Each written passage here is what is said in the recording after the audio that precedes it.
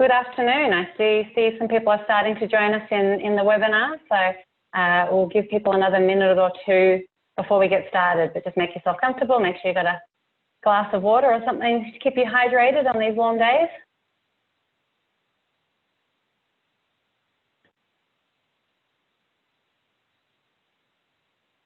Welcome everyone. The numbers are starting to increase in the attendee panel. Good to see.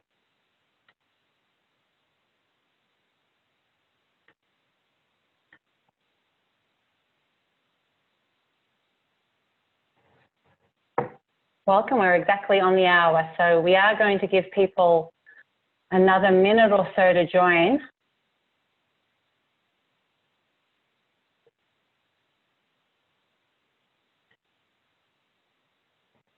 What I will ask those of you who are joining us now to do, and if any of you have worked with me in the past, this is probably no surprise, I will get you to open up the chat panel, and once you've done that, I'd love you to type in who you are, what organisation you are affiliated with, if any, and also where it is that you're listening in from, just so that we can all start to get a feel for who's joining us today.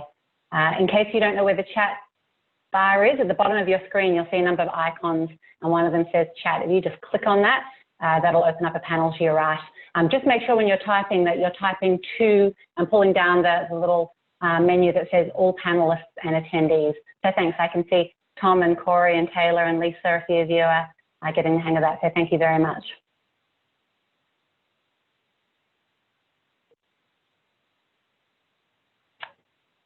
Okay, I'm going to give about 30 more seconds, and then just to be respectful of all of your time, I am going to kick off.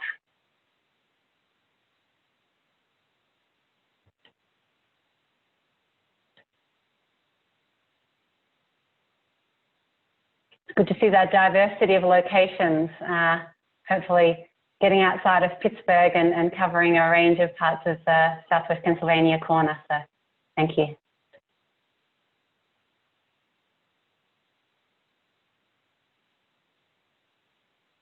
We had fully subscribed webinar today, which is great. So we had a maximum capacity of 100 and we've reached that. So, so that was good to see that there's a lot of interest in this topic. I think I'm going to start now, though, because it is 2 minutes past the hour and we've got quite a lot to cover today.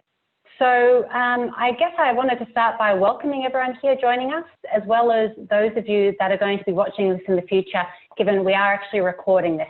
So note, this is being recorded and it will be available to you as a resource after this meeting.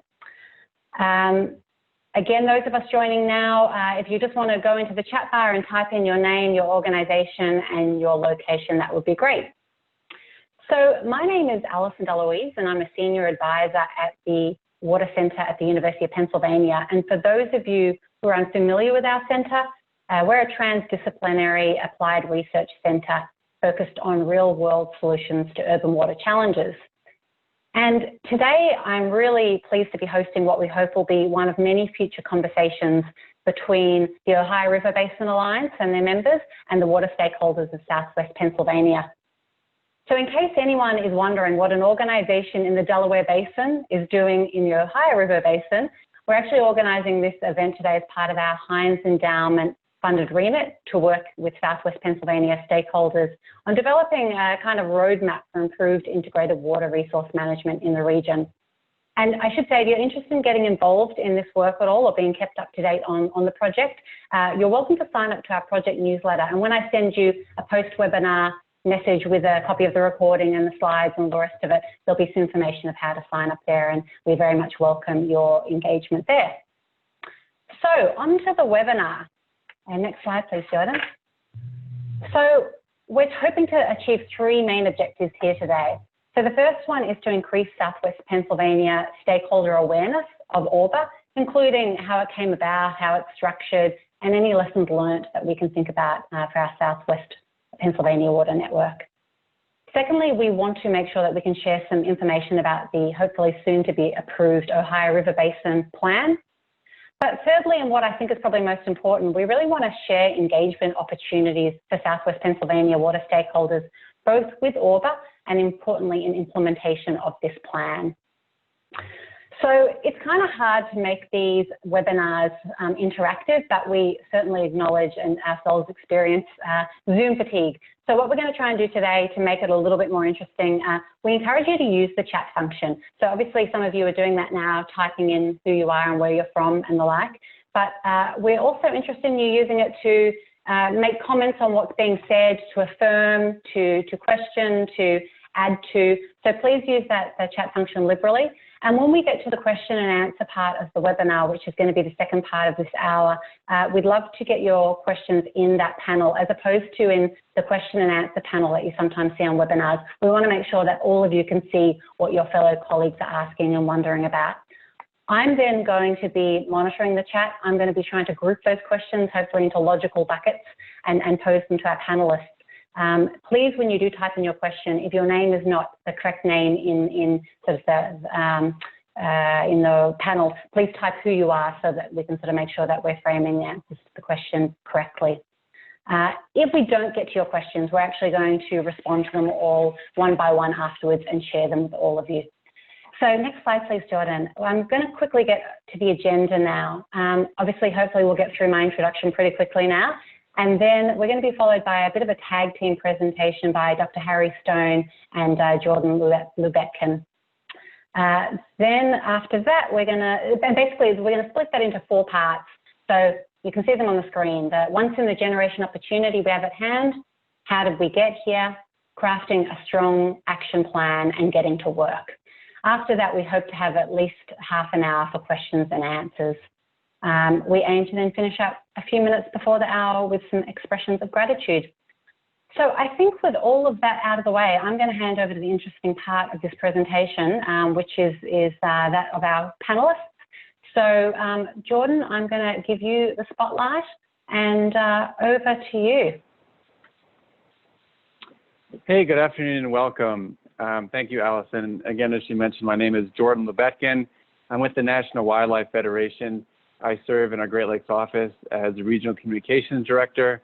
I direct the communications efforts of the Healing Our Waters Great Lakes Coalition, which is a 160-member coalition who advocates for Great Lakes restoration funding, which is very similar to what we'll be talking about today. And I oversee our Ohio River work, which is germane to our conversation. So on behalf of the National Wildlife Federation and our over 4 million members and supporters, and our over 50 affiliates in the U.S. states and territories, I want to welcome you to today's call and appreciate being on the panel with Allison and Harry. So welcome. I wanted to start by just setting the stage about the great opportunity we have before us right now. The Ohio River is an iconic river. 25 million people live in its basin, approximately 5 million people depending on it for drinking water. It's a hub of economic activity, of river transportation, of recreation, of industry, and it's a place many people call home. But unfortunately, the river faces many threats, and these are perhaps familiar to folks on the phone. Acid mine drainage from the legacy of mining in the region, legacy pollutants and contaminants, farm runoff and urban runoff, invasive species, habitat destruction, and overall that climate change. So unfortunately, the river faces many threats. And we're here today to talk about a really exciting opportunity to finally address those threats so that we can see some much really overdue attention from the federal government to the Ohio River Basin so we can protect and restore it, not just for wildlife, but for people and communities as well. Because the longer we wait to address these problems, they're only going to get worse and more costly. So we're here today to really talk about a once-in-a-generation opportunity, because the problems I mentioned aren't going to solve themselves, and we have to attack them with a real sense of urgency. I think the good news is we do have a once-in-a-generation opportunity. And I think a main message you'll be hearing from me and Harry and what Allison mentioned is that we're all in this together, and it's going to take all of us, the multiple stakeholders in the region, multiple people from the advocacy community where I work to utilities, to businesses, to industry. We're all in this together because we all have a stake in seeing an improved, healthy, and vibrant Ohio River. And the good news is we have an opportunity to deliver. We're going to talk a little bit later about the plan, but we have a broad regional plan that's been in development for a number of years. And our mission now is to take that across the finish line. And the part I'll be talking about specifically deals with healthy and productive ecosystems. And really, we're really under the gun to get a strong visionary, bold restoration plan by 2022. And we hope that after hearing our conversation today, you'll be hopefully inspired somewhat and interested in at least finding out more and potentially stepping up and pitching in.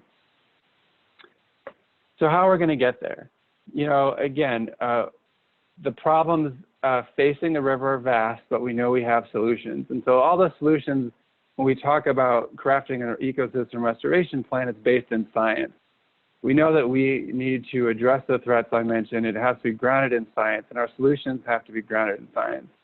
But equally important, and this is where the Ohio River has a new opportunity, is we want to match those science-based priorities with principles of equity and justice.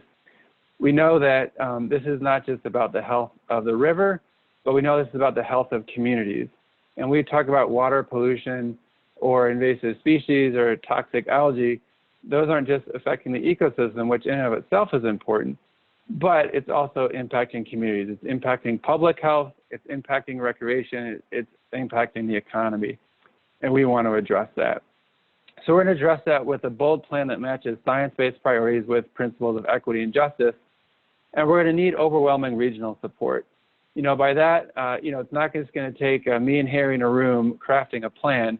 It's going to take hundreds, if not thousands, of people pitching in what time they can to lend their expertise, their time, and their talents to make sure not only the plan is big and bold and vibrant and visionary, but that also that it represents the various stakeholders in the region, especially those people that maybe hadn't been at the table previously. We're talking specifically about tribal communities, communities of color, economically disadvantaged communities. We really want to make sure this plan has broad support and upholds and uplifts principles and priorities that all of our communities can support. And through that support, again, we're talking about hundreds, if not thousands of people pitching in to craft this thing. We are going to take that support, we're going to go to Congress, engage the Ohio River Caucus, and really make Ohio River restoration the national priority that it deserves to be. And the good news is we've done it before and we can do it again. You know, plenty of ecosystems around the country have received federal funding over the years, from the Delaware River, the Chesapeake Bay, the Florida Everglades, the Gulf, and the Great Lakes. You know, my background up till now has been in Great Lakes restoration. The picture you see here today is from actually a week before the pandemic shut down most of the country in early March. Over 100 advocates for the Great Lakes were in Washington, D.C. to sort of encourage and thank members of Congress for making Great Lakes restoration a bipartisan priority. This is an effort that's been 15 years in the making, and similar to what we're trying to do in the Ohio River Valley. Step one was to get a plan. Step two was to get the funding to implement it. It took a while, but over 12 years in funding, with funding, we were at $3 billion and counting. We have bipartisan support from Republicans and Democrats, and this is exactly the kind of support we like to see for the Ohio River Valley. With that, I'd like to turn it over to Harry. Very much. Quick introduction of who I am. I am a retired senior research scientist from Battelle, where I worked on projects that included harmful algal blooms and the Ohio River Basin study with the Corps of Engineers on climate change adaptation. I've volunteered with ORBA since its inception, and I currently serve as the vice chair of ORBA and also have been serving as the non-federal project lead for the Ohio River Basin Planning Initiative. And so what I'd like to talk about here is how did we get to this point in the Ohio River Basin? And it really goes back to 2009, when there was an Ohio River Basin Summit held by the U.S. Army Corps of Engineers, or SANCO, the Ohio River Valley Water Sanitation Commission, and the U.S. EPA. And a key message out of that summit was that there was a need for the region, the Ohio River Basin, to collaboratively establish priorities and to be able to speak with one voice so that we could gain leverage, influence, and funding. And it was specifically discussed that we were missing out on some things that other parts of the country were getting. And specifically, the Great Lakes Restoration Initiative was given as an example. In that year, I believe the Great Lakes received more than $400 million to work on ecological restoration issues. And they were addressing very similar problems to the ones that we have here in the Ohio River Basin. And as Jordan mentioned, to date, they have now received more than $3 billion to work on these restoration issues. And the Ohio River Basin, it does not even have a geographic program yet. We've received $0. So that was the impetus for trying to get something going. Next slide, please. So the vision to have a unified voice for the Ohio River Basin is what actually led to the formation of the Ohio River Basin Alliance, or ORBA, as a voluntary association of stakeholder organizations. ORBA's focus is on basin-wide water resource challenges. And this is from the headwaters of the Allegheny in New York to the southern extent of the Tennessee River Valley in Alabama. ORBA is open to all basin stakeholders. And rather than reinvent the wheel, ORBA seeks to bring together these strategies and priorities of the existing authorities, the existing collaborations and organizations in the basin in a unified and collaborative way.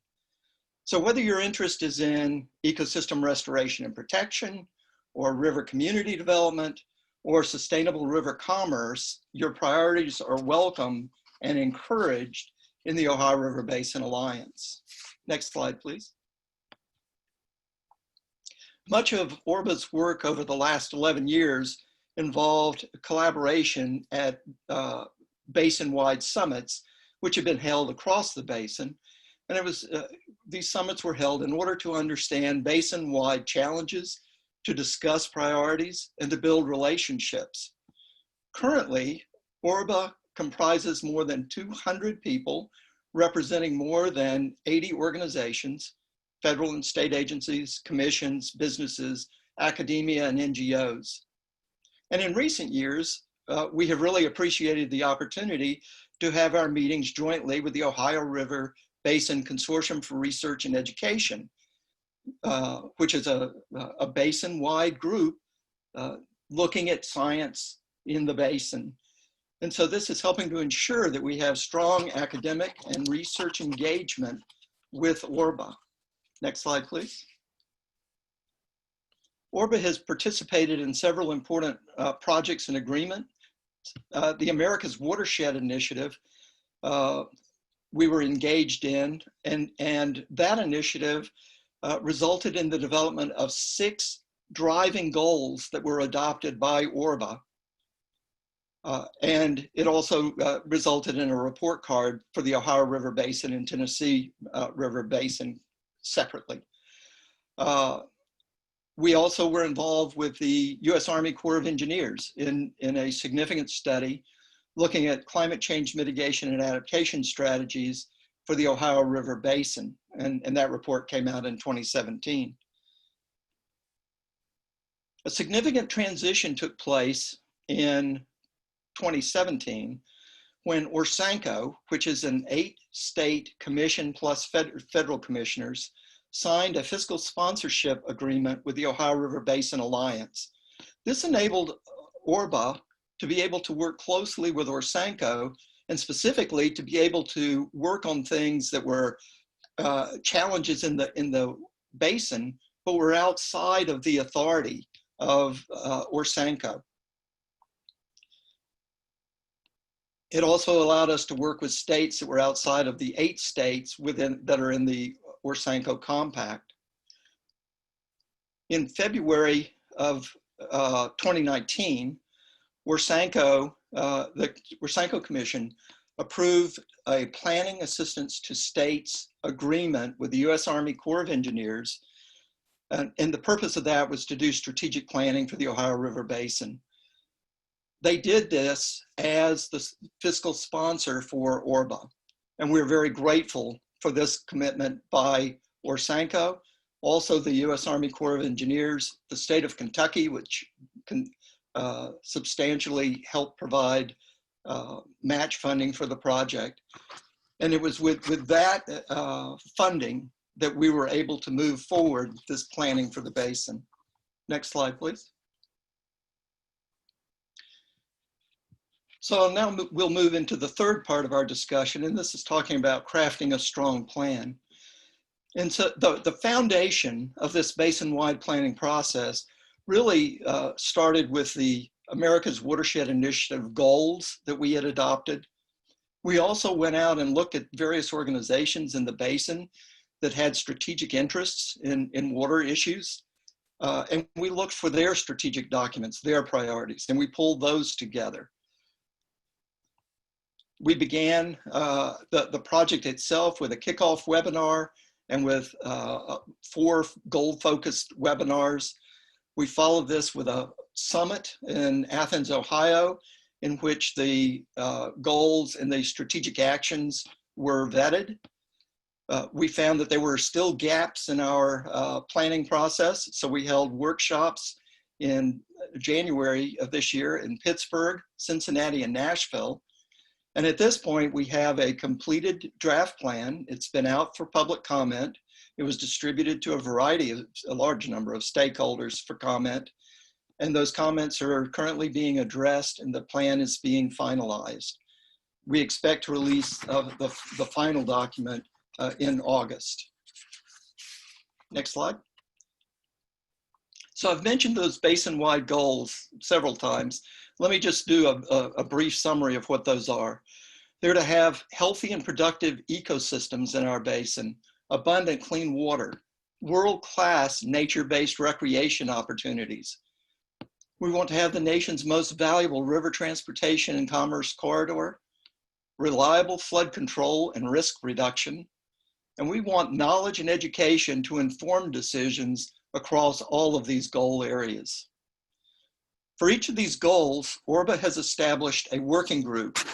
The working group leaders are persons who by profession or avocation demonstrate that this goal is of strategic importance to their organization, that they and/or their organization are already committed and engaged in accomplishing this goal.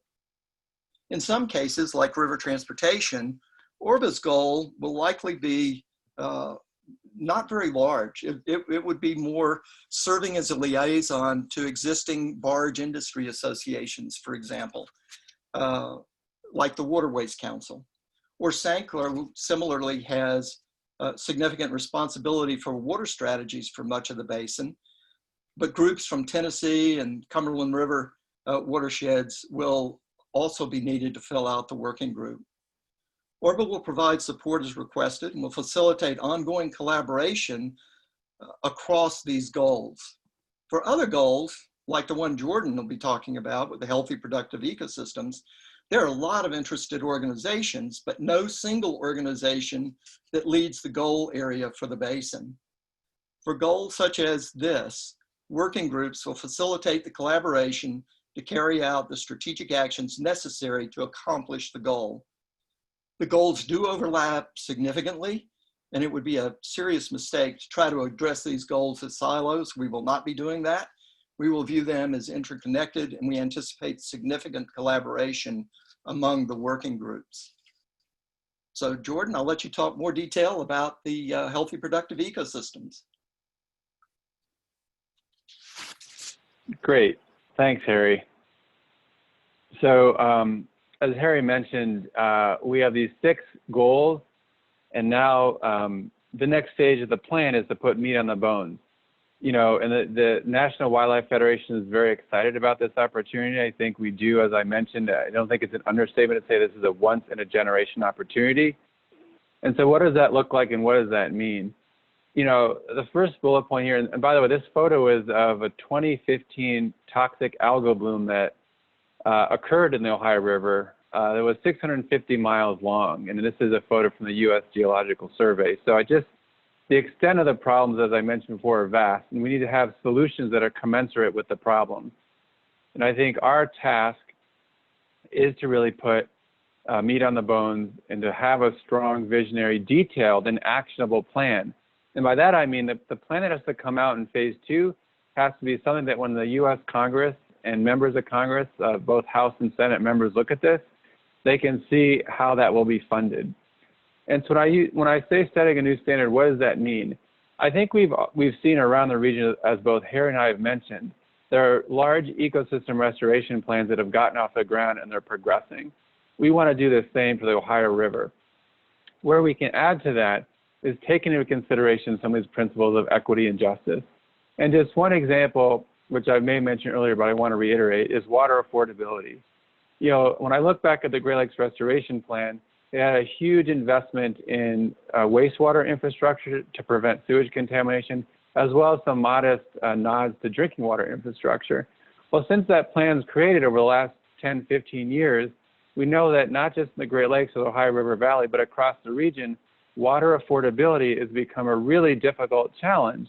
And that one study suggests that by 2022, if the federal government does not restore a robust federal investment in our nation's water infrastructure, both wastewater and drinking water, more than 1/3 of American households will have a difficult time paying their water bill. So when we talk about marrying strong ecosystem plans with community health and societal benefits, that's what we're talking about. And as Harry mentioned, we really see the healthy and productive ecosystems goal and the abundant clean water goal as working in tandem and forming the foundation of that really strong ecosystem restoration plan. And as Harry mentioned, we want to be cognizant that other goals, specifically things like flood reduction and risk management, those can also be complementary to the kinds of ecosystem, forward-thinking and visionary ecosystem restoration plan that we want to see. And so for the healthy and productive ecosystems, you know, here we see the Ohio River as it the Ohio and West Virginia border. And on the other side, you see U.S. Fish and Wildlife Service diver doing a mussel survey of a rare endangered mussel, whose name is escaping me now. But the point there being that the Ohio River is a rich, wonderful ecosystem with tremendous wildlife, fish and wildlife. It had and has a really wonderful trove of mussels. Unfortunately, more than 4 dozen species, I believe, are either threatened or endangered. And this just really underscores the work that we're trying to do both on the land and in the water affects critters big and small alike. And I want people to sort of think about that as we think about crafting a bold and visionary plan. So what does this look like? You know, here are the objectives we see. And I could boil it down, it's really the first 2. Craft a strong restoration plan, then go get the funding to implement it. Objective 3 is a nod to the immense challenges that invasive species have had in the region. But as I mentioned earlier, there are other threats that will be addressed in this plan. And I want to just reiterate something Harry said, that really the next phase of this endeavor is to have each goal and work group put the details on the plan so they can be implemented. And for this, the National Wildlife Federation is working to make sure that we basically break down the healthy and productive ecosystems goal into sub-goals. So we'll have teams and sub-teams that work on fleshing this out to putting in a robust visionary plan. And for that, I will mention again, we are looking for participants to help. You know, the Great Lakes Restoration Plan had over 1,500 stakeholders roll up their sleeves and get to work. This included people from academia, from the utilities, from industry, from non-governmental organizations. So we're really looking to make sure this is a people's plan, this is a region's plan, and that to really make sure that to carry out these objectives, we're having the input and the knowledge and the talents of people throughout the region. As I mentioned, our healthy, I say our, but it's really, you know, collective our, you know, the healthy ecosystems goal will go hand in hand with the abundant clean water goal. The gentleman to the far right, as I think Harry mentioned, that's Richard Harrison, the director of the Orsenco. He's leading that goal, and we'll have tight communication and coordination between the two. suffice to say that I think when we look at both the objectives and what each group is trying to do, they really go hand in hand. As you'll see in the next slide, some of the objectives of the abundant clean water goal, from addressing harmful algal blooms to, again, what I just mentioned, making a much more robust investment in drinking water and wastewater infrastructure. I think these two goals are really going to form the basis of a really strong and really inspiring plan. And I would offer that while love for volunteers to step up and work on the healthy and productive ecosystems, I know Richard's in the same boat, as well as the other goal leaders. We're really looking for this to make this plan a regional plan, and that means multiple people pitching in. And for now, it's time to get to work. So there are many opportunities, as I think Allison mentioned. Part of this call, we want to make sure people understand how they can tap in, how they can learn more, how they can do what they want to do. So Harry and I will sort of tag team this with how you can get involved. Harry? Yeah, so the first way to get involved is by joining ORBA. This will get you the updates and so forth. And the way to do that is to go to the Ohio River Basin-Alliance.com, and you'll find a place there to register. It's free, there's no charge. Thanks, Harry. I'll say also as Harry mentioned, and as I mentioned earlier, we're also propping up an advocacy coalition as other ecosystems around the country have. We want to have a strong advocacy force from advocacy groups. If you're interested in joining, you can email me. My email's right there. And we're just, as I said, without the support from the region, this probably won't go far. So we really want to get a broad, energetic advocacy base. So if that sounds like something your group want to do, just give me a shout. Harry? And so Jordan has done just a wonderful job of trying to convince you to join up with his working group. But let me remind you that there are 4 more working groups out there as well, beyond clean water and ecosystem restoration. So if you're interested in volunteering for that work, there's an email here for Dr. Chuck Somerville. Just let him know that you have interest and the working group that you're interested in. Oh, and one other thing, we need Pennsylvania voice on the Ohio River Basin Steering Committee. If you have time and interest in helping us get this strategy implemented in a more significant way, again, if you could let Chuck Somerville know, we would be pleased to consider you for nomination for election to the steering committee. Thanks, Harry. Also, we want to help spread the word. I hope you found, and we'll get to your questions in about 1 minute, but I hope you found this interesting and intriguing, maybe dare I say inspiring, but we definitely appreciate your help in spreading the word. We do want, when I say thousands of people, that's not an exaggeration. We'd love to get thousands of people pitching in, even if they're just getting updates to tap in, even if they're saying, yeah, I support that. We really want to make sure that when the time comes, we have the voice and support, as Harry mentioned, a unified voice from the region. So if you could help spread the word, I'd really appreciate it. And lastly, Harry? Yes, we do have an upcoming Ohio River Basin Consortium, Ohio River Basin Alliance and the Ohio River Basin Consortium for Research and Education Summit and Symposium. This was going to be in Louisville live, but it's now going to be virtual. But if you will go to this website at louisville.edu/sustainability/Ohio River 2020, you can register for the summit and symposium, which will be done totally virtually.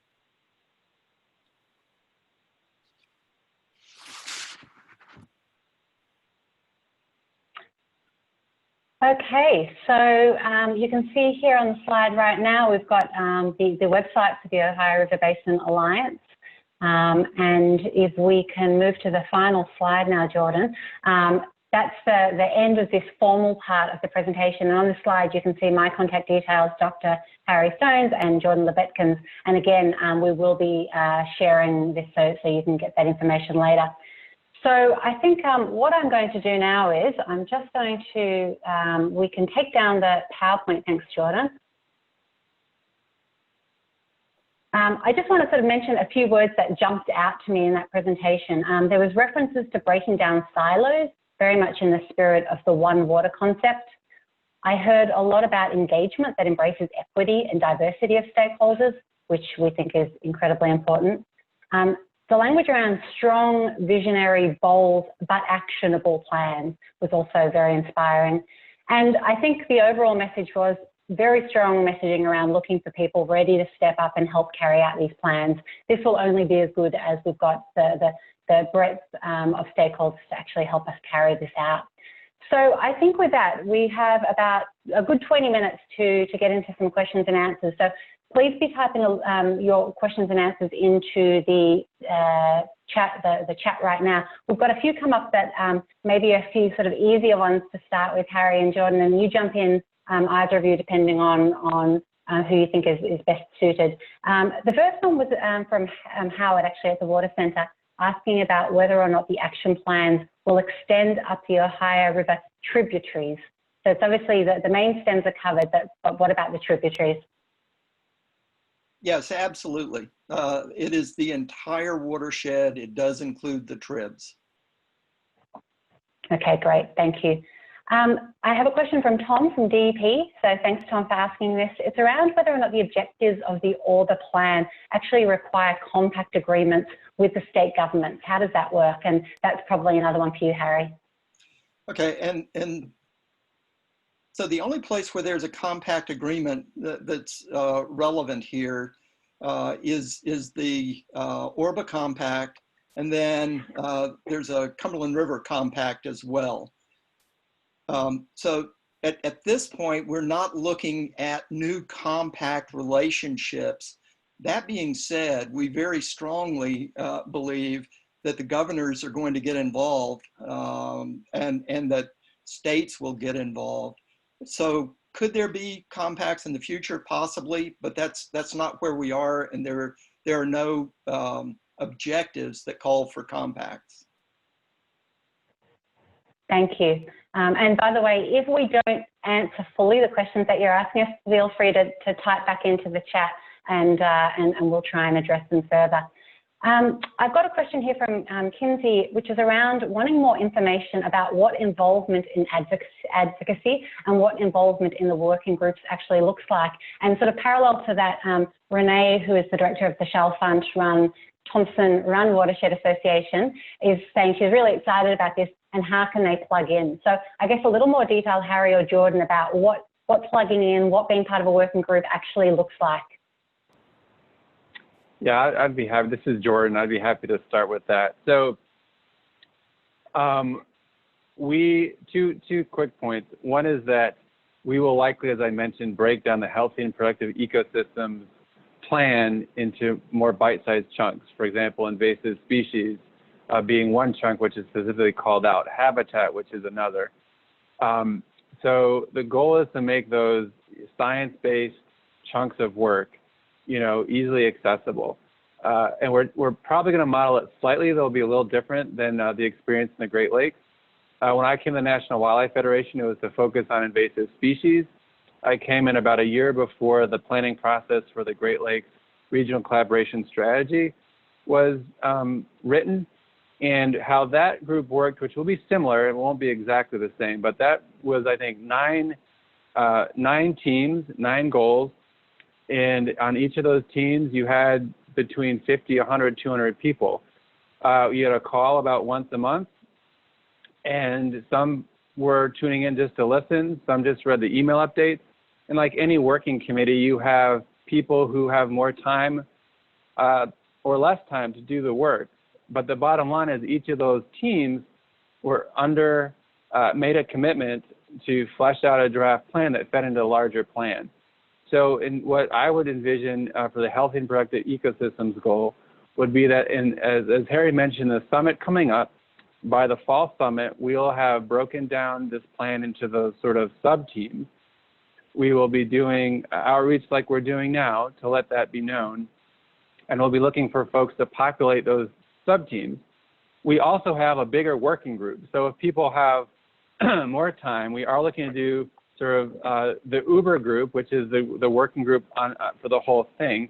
And if folks are interested in that, we're looking for, we haven't settled the number, but it probably is going to be between 12 and 20 people to sort of oversee the whole crafting the plan, and then sub-teams under that big team. So what I would suggest is either in the chat function or afterwards, you can email me or put in the chat sort of what kinds of issues you're interested in, and I'd be happy to set up a conversation, because we really want to make this, we want to break down any barriers to participation. Again, I sound like a broken record, but we need a lot of people to put their hat in the ring on this, and so we'd really welcome any and all comers. I'm going to use my prerogative as moderator to actually throw in a question before I get to a question of Howard's. I guess, Jordan, this one's for you. I'm thinking about, from the National Wildlife Federation perspective, how has participating in ORBA been useful, I guess, in you achieving your organizational objectives? So in other words, what do you value about being part of a network that makes it worth your time? That's a great question. Well, we believe first and foremost in collaboration. You know, we believe that we want to bring all voices to the table to work with all parties. We want to be bipartisan. I think ORBA kind of encompasses that mindset. You know, they truly are a regional body. So I think for us, when we want to get work done, and I will say from the National Wildlife Federation's perspective, the Ohio River is our #1 ecosystem priority. We just think it's a glaring omission that this ecosystem has gotten so little attention, and we want to change that. So I think both from how we operate and our mission generally, which is to, you know, conserve and protect wildlife habitat and the communities that rely on that. You know, this is for wildlife and for people. You know, I think it fits strong with our multi-stakeholder mission. And I think these are the kinds of bold, visionary, holistic, cross-boundaries efforts that we need to do, especially when you take into account things like climate change, that is kind of an uber threat that is exacerbating other threats. So we need to be tackling these systems holistically and broadly, and I think the Ohio River is a perfect case. It's been great working with Harry and the ORBA crew. Thank you. We're getting lots of really positive responses in the chat about people being excited about this. So that's really wonderful to see. I'm going back now to Howard's question, and Erin, I'll get to yours in a moment, which is another great one. Howard is asking about, you know, I'll just sort of verbatim, if we consider the Pennsylvania-Ohio border as an upper boundary condition for the lower Ohio, what would be the most important water quality metrics that our downstream friends would be most concerned about? So is it nutrients, is it legacy pollutants, storm flow? What is it that we're hearing people downstream care about that we may have some role to play in upstream? And that could be Jordan or Harry. From the Harry perspective, that's one that I would have to take back offline. I would think that Orsanko and that would be able to really give an authoritative answer to that. So I'd be glad to take that one back to Richard and Orsanko. Jordan, you may have some thoughts, but I don't. Yeah, I think I'm probably going to take my answer in a slightly different direction, and this might be the advocate in me. I would say the biggest metric is action or inaction. I mean, quite honestly, the last X amount of years, the Ohio River, in Congress, there's been a zero there. And I think one of the things we get into when we were dealing with the Great Lakes issue is people would ask us, you know, what's the biggest priority? And my answer would be urgency and action. And I would say something similar for the Ohio River. I think there's probably, as Harry mentioned, there's a lot, we want to base our plan in science, and we want that to drive our priorities. However, that said, we know there's such a backlog of work that needs to get done, that we know enough now that we can start tackling these things. And as we get more science, as we get more research, as we put in place an adaptive management framework, we can make better and better decisions to focus our efforts. But we know now there's so much work that I think my perspective is that we need to start a huge infusion of attention, and that means federal dollars to get going. That's great, Jordan. And I think this idea of also meeting people where they're at with the issues that they care about is really important. So leveraging and tapping into that energy and finding a place in this plan for the issues that every individual is worried about in their own backyards is really important. So I'm with you on that, so great answer. I have a kind of a question slash suggestion from Erin, which I think is really cool. She's wondering about metrics to assess the work, and maybe the metrics framework comes down the line a little bit, but she's talking specifically about the thought of assessing and linking human health, so things like lead in pipes, access to the riverfront for improved mental and physical health. So those sorts of things very much with the functioning ecosystems, so acreage of riparian forest or wetlands installed. So how are we going to, again, breaking down silos and really thinking about the interconnection between these different things? Any thoughts yet on the topic of metrics? Well, I will say this is where I think we in the Ohio River Basin have the opportunity to set a new standard. I don't know, I think a lot of groups, I'd put the Great Lakes and other ecosystem groups in the same pot, that we're trying to kind of retroactively go back and look at ecosystem health plans and try to see how we can more better get at community health outcomes. And what we're hoping is that here with the Ohio River, from the ground floor up, we can start building those in. You know, for lead pipe replacement, I'll give a perfect example. Like a lead pipe replacement was, I don't even know if it was in the original Great Lakes plan, but we now know, unfortunately with Flint and other communities, that we're still grappling with an epidemic of lead poisoning in this country in rural and urban areas alike. So this is where I think some of the priorities and then the metrics may look different, and the priorities may look different in the Ohio River plan than it did in any other ecosystem. But I think that's a good thing. But these are tough questions that I think this is also why we're looking for expertise and involvement in the work groups, because we're going to need that knowledge, because we haven't really done this yet. I think, again, this country is going through an exciting and long overdue conversation about racism and systemic racism and systems that have really hurt a lot of people. And we're hoping that with this plan, we can unite people, we can address those issues. They won't be afterthoughts, but they'll be centered in the plan. That's tough work. So we're looking for, again, not to sound like a broken record, but expertise and people to weigh in to help make that happen. Keep repeating it. I like that message. And Harry, just checking, feel free to jump in if you've got anything to add on that one. I was vigorously nodding. Yeah, okay. We like vigorousness. Great, thank you. I've got Mary Wilson, and Mary, I believe Penn State Extension, if I've gotten that right, or Penn State University. She has a question around whether anyone started to compile data from USGS, EPA, Army Corps, state DEPs, etc., for a basin-wide baseline. So how are we going to kind of know that we're moving towards an improvement? What are we starting with, and sort of when does that fit into this whole piece of work?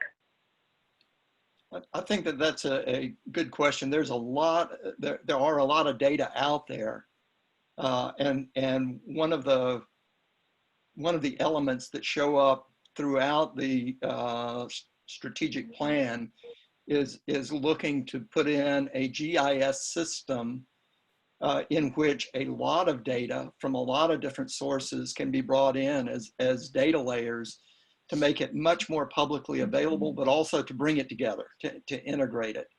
So those thoughts are there. I think it has not been done at this point, but Jordan may very well know more than I do about that.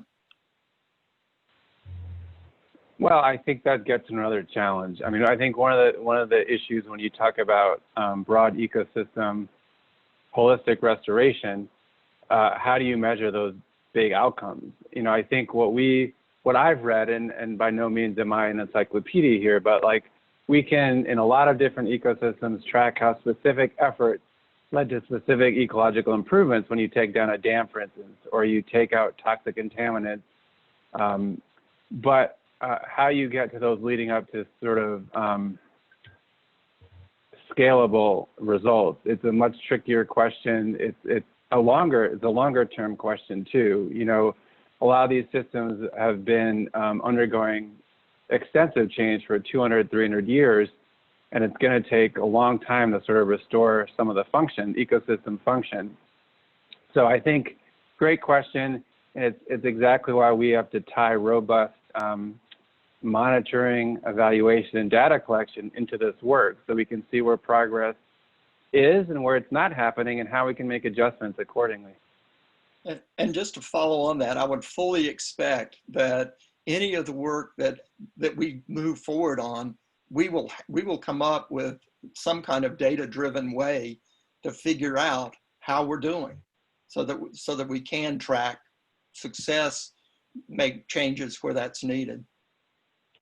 I'm seeing a couple of comments in the chat. Andrea, who I believe is with, I think, Army Corps of Engineers, sorry if I've gotten that wrong, Andrea, said that City of Pittsburgh and the Army Corps have just worked on a project looking at some of these sort of basin-wide efforts, and there's an online, sorry Andrea, you're with the city, excuse me, is that there's a report that, an online map that's being released soon, so we'll make sure we make note of that. And then Dave, who I believe is from CMU, but again, sorry if I'm messing all these up now, mentioned that there's been lots of proposals which CMU and other members have participated in trying to collect and compile data, but just really finding it difficult to secure some of that funding. The water quality planning infrastructure, it's really important, the data piece is there, but it's just not been viewed as important. So I think part of the advocacy and part of the bringing people together piece is also about, you know, science-driven, evidence-based decision-making, all the rest of it. And I believe ORBA and the team there are very keen to make sure that the scientists, the academics are at the table as well. So thanks for raising that, Dave. I have a quick question about bipartisanship. I mean, obviously, we're covering a lot of different states here, lots of different perspectives on lots of different things, but it seems that to get DC excited about this on both sides, we're going to need for it to be somewhat bipartisan. So I guess I'm just curious about strategies where, in a sense, you're bridging those divides, those pretty nasty political divides we're seeing at the moment, and how are you going about that? Sorry to throw in a bit of a political one, but I think it's really important that we find the commonalities, not the differences. I'm keen to hear how you've done that. Sure. Well, Sherry, do you want to? Well, I can take a stab. So this is Jordan. I'll take the first stab. So I agree that with some of the maybe cliched gridlock, but there is gridlock in DC. To get things done, we need bipartisan support. I think what we've seen for the Great Lakes, we've seen the Chesapeake, we hope to translate that to the Ohio River Valley and the Ohio River Basin, is that we can get, if we have broad stakeholder support, we can get bipartisan support. I think at the end of the day, the kinds of federal investments we're seeing, you know, we're talking about multi-billion-dollar investments in infrastructure, in habitat restoration, to fight invasive species. These are projects that, while helping the region, these are local, state-based projects that these states will see an infusion of funding into those states. That creates jobs, it's good for the economy, it's good for the environment. So I think, you know, even for those who don't see maybe all the environmental benefits, there are a lot of economic benefits as well. And what we've seen is a lot of support. I mean, I think once people understand the kind of opportunity here and the kind of help this can provide a region, you know, I think we have seen good bipartisan support. I think some of the areas where we haven't seen as much cooperation is unfortunately on the regulatory front, which, you know, over the last few years, we've seen an unprecedented rollback by the federal government of clean water, clean air, and environmental protections. I think that is a stickier thing to unpack, but in terms of funding for the Ohio River Basin, I think that our plan is to get that bold plan, show folks how it will benefit not just the region, but specific states, and then just do the work to get buy-in and start chunking it out year by year, and we'll get there. Thanks, Harry. What's your take on this? So I have been working on this pretty substantially for a number of years, and have talked to representatives and senators and state officials that are on both sides of the aisle. And the truth of the matter is that we all agree on 80% of what we want to get done. It may be higher than that. And so what ORBA has sought to do is to focus in on the 80% where we agree. And so where some of our friends who are advocating for stronger standards or increased regulation have made those recommendations, we've had to say, you know, go do your advocacy, but for what we're trying to do here, we're looking to this to be a consensus document to the extent feasible. And that has worked. I mean, we have gotten good support from a number of folks from both sides of the aisle, and I think it's there. We just can't get distracted by the things that are going to create wars. Great. I think there's enough work within that 80% to get us started. We're about to wrap up. I just want to mention one last comment from Annie Quinn from Three Rivers Wet Weather, just saying that love to learn how to align and incorporate the plan into the DEP state water plan. She's a member on that committee. The revision and update is in the process now and is going to drive some of the priorities. So there are Osenco reps and commissioners on that committee, and so hoping to hear from ORBA at a future meeting if possible to really make sure that there's some alignment there. And the very final comment from Erin from SPC. SPC is posting some watershed plans and in our interactive mapping tool, and so that could be helpful in sort of looking at future integrated planning efforts. So we're at 2:55. Time has really flown. I would like to very much thank Harry and Jordan for making the time to pull together the presentation and share with us, and most importantly, really sort of extend this message of collaboration, invitation to participate, and so we're just delighted to have been able to facilitate this conversation. And thank you so much to all the attendees. Again, those of you that are here live, as well as those that are going to listen into the future, we hope we can continue to facilitate these conversations into the future, and that the work that we're trying to do in the Southwest Pennsylvania region very much sort of understands how it fits into this broader vision and broader piece of work, and so that, again, we're all very much pulling in the same direction. So with that, I'm going to leave you all to have a couple of minutes before you're most likely ready to switch onto your next Zoom meeting, go and stretch and have a little break. And please look out for an email from us very soon where we're going to be sending you the recording, the slides, any answers to any questions we weren't able to answer today, and reach out to us as you need to. So thank you all very much. Have a lovely rest of your day. Thank you. Thank you.